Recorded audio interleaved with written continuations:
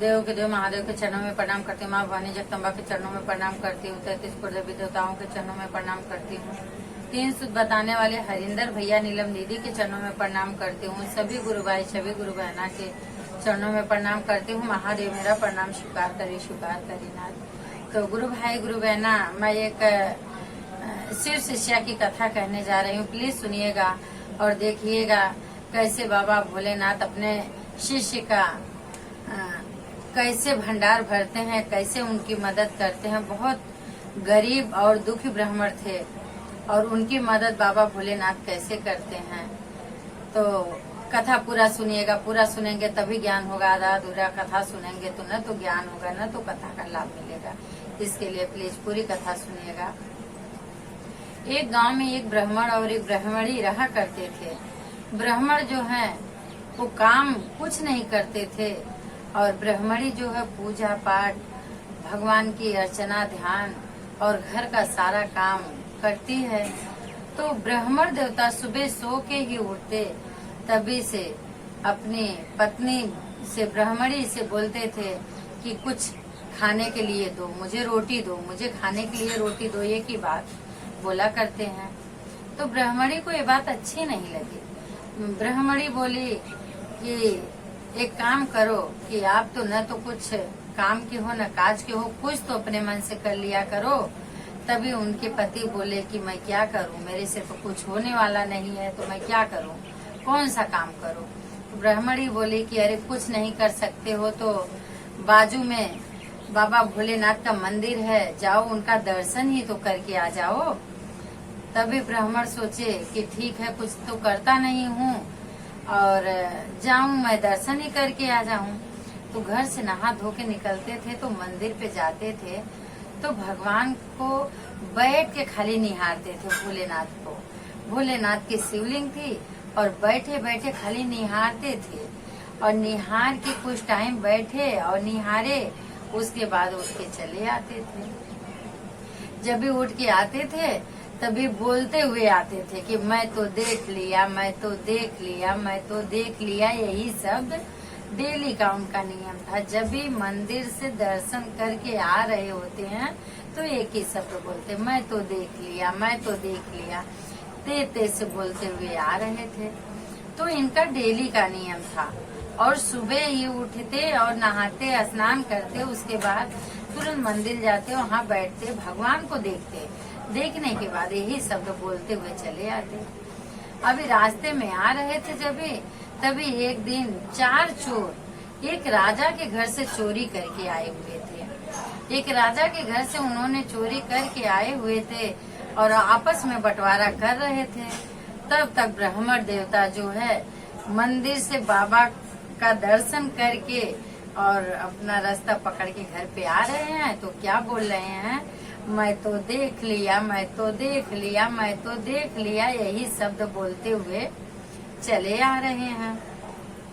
जब यही बोलते हुए आ रहे हैं तभी ये चोरों ने बोला कि हो, ये तो ब्राह्मण देख लिया है, अभी सबसे बता देगा तो हम लोग पकड़े जाएंगे और राजा पकड़वा के हमें जेल में डाल देगा।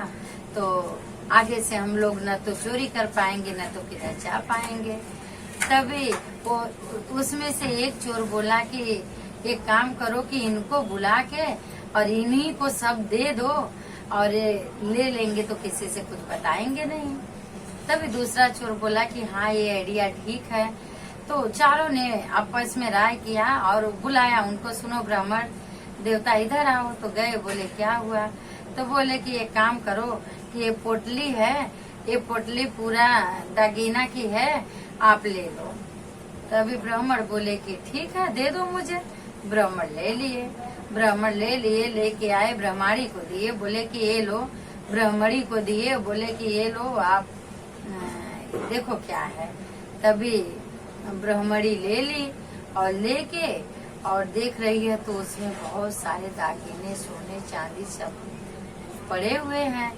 तो उन्होंने पूछा नहीं कि आपने कहाँ से पाया, कैसे लिया, पूछे नहीं।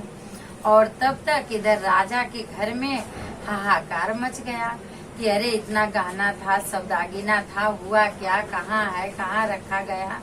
पूरा घर ढूंढ डाले, रान परोस ढूंढ डाले, नहीं मिला तो राजा ने सिपाहियों को छोड़ा कि जाओ देखो हमारा धन किसके पास है।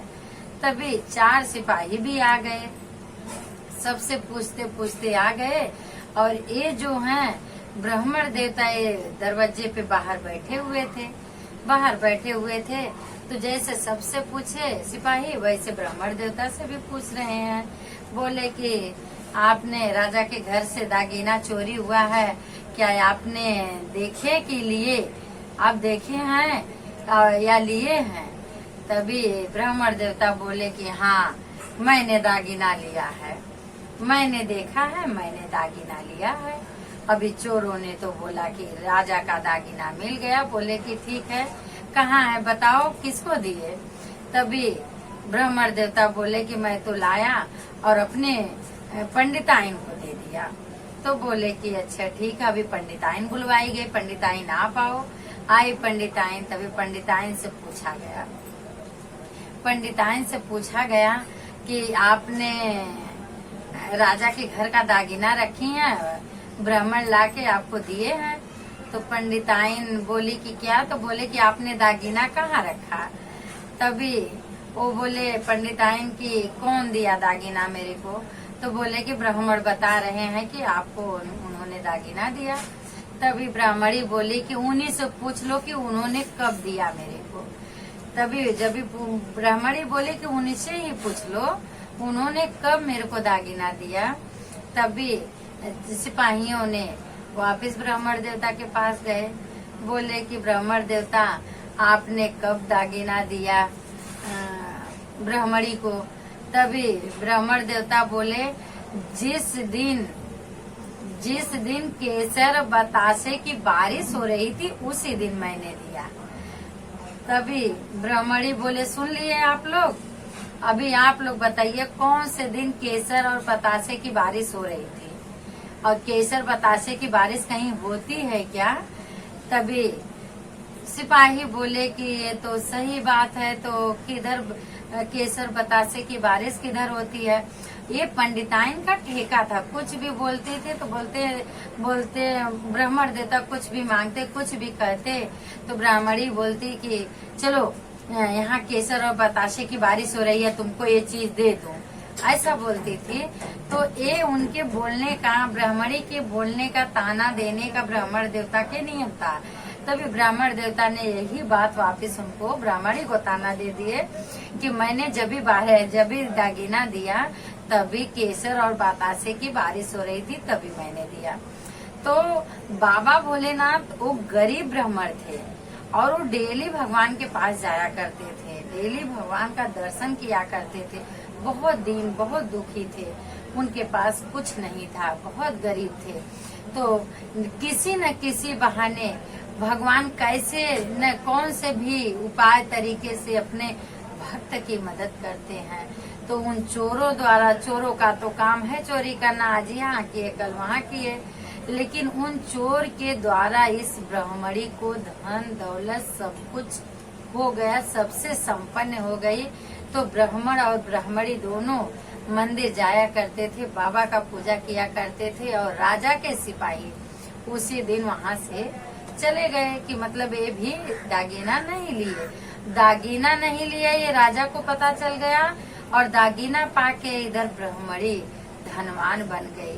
तो हे भोलेनाथ, जैसे उनको धनवान बनाए, सबसे संपन्न किए, ऐसे सब अपने भक्तों को संपन्न करना। बोलिए शिव गुरु महाराज की जय।